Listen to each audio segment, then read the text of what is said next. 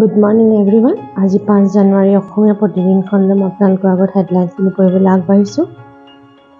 চীনৰ ৰাষ্ট্ৰীয় সংবাদ মাধ্যমত মোদীক ভূয়সী প্ৰশংসা।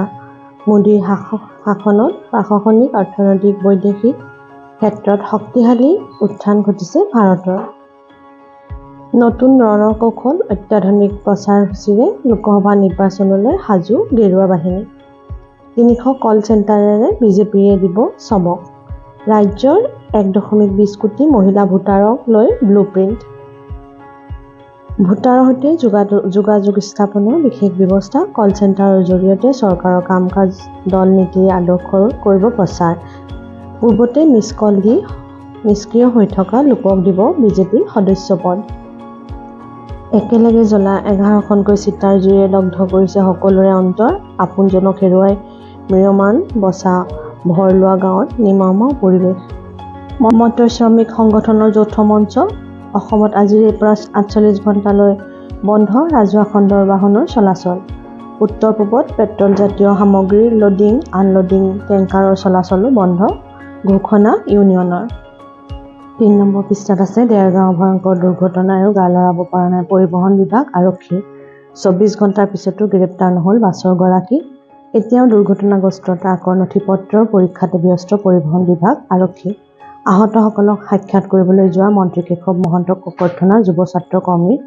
যোৰহাট চিকিৎসা মহাবিদ্যালয়ৰ দুৰৱস্থাৰ বাবে জবাবদিহি কৰিলে স্বাস্থ্যমন্ত্ৰীক। গুৱাহাটীৰ বাতৰিত আছে শাৰীৰিক নিৰ্যাতন কনিষ্ঠবল ৰাহুল গগৈৰ। হাতীগাঁও আৰক্ষীৰ বিৰুদ্ধে ডিজিপিক ভুক্তভোগীৰ অভিযোগ। চাহ খাবলৈ ওলাই অহা গৰ্ভৱতী মহিলাসহ স্বামীক উৰে নিশা বহুৱাই থলে থানাত।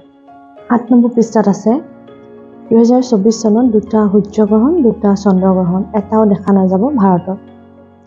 ইয়েৰ অৱ দ্য বেলট হিচাপে পৰিগণিত হ'ব 2024 চনটো। চলিত বৰ্ষত 65খন দেশত নিৰ্বাচন। ইউৰোপীয়ান ইউনিয়ন, ৰাষ্ট্ৰসংঘৰ নিৰাপত্তা পৰিষদতো ভোটৰ প্ৰস্তুতি। আমেৰিকাত মছজিদৰ বাহিৰতে ইমামক গুলীয়াই হত্যা কৰা হৈছে। ৰাম মন্দিৰৰ উদ্বোধনৰ পূৰ্বে কাৰ্যসূচী। দেশৰ সকলো ধৰ্মীয় স্থানত চাফাই অভিযান চলাব বিজেপিয়ে। মুম্বাই অটল সেতু উঠিলেই গাড়ীয়ে দিব লাগে 350 টকা। ব্যৱসায় বাণিজ্য পেজটোত আছে অসম পশ্চিমবংগৰ চাহ বাগিচা সুবিধাৰ্থে centre for development of advance কম্পিউটিঙৰ প্ৰকল্প। কৃত্ৰিম বুদ্ধিমত্তাই দূৰ কৰিব চাহ শ্ৰমিকৰ নাটনি।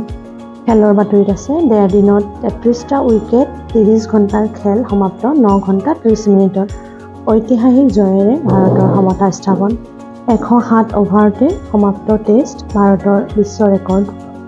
T20 বিশ্বকাপৰ সূচী প্ৰকাশ। 5 জুনত প্ৰথম মেচত ভাৰতৰ সন্মুখত আয়াৰলেণ্ড। এয়া আছিল আজি অসমীয়া প্ৰতিদিনখনৰ মূল হেডলাইনখিনি। আপোনালোকে মোৰ চেনেলটো লাইক আৰু ছাবস্ক্ৰাইব কৰিবলৈ নাপাহৰিব। আপোনালোকৰ আজিৰ দিনটো শুভ হওক। নমস্কাৰ।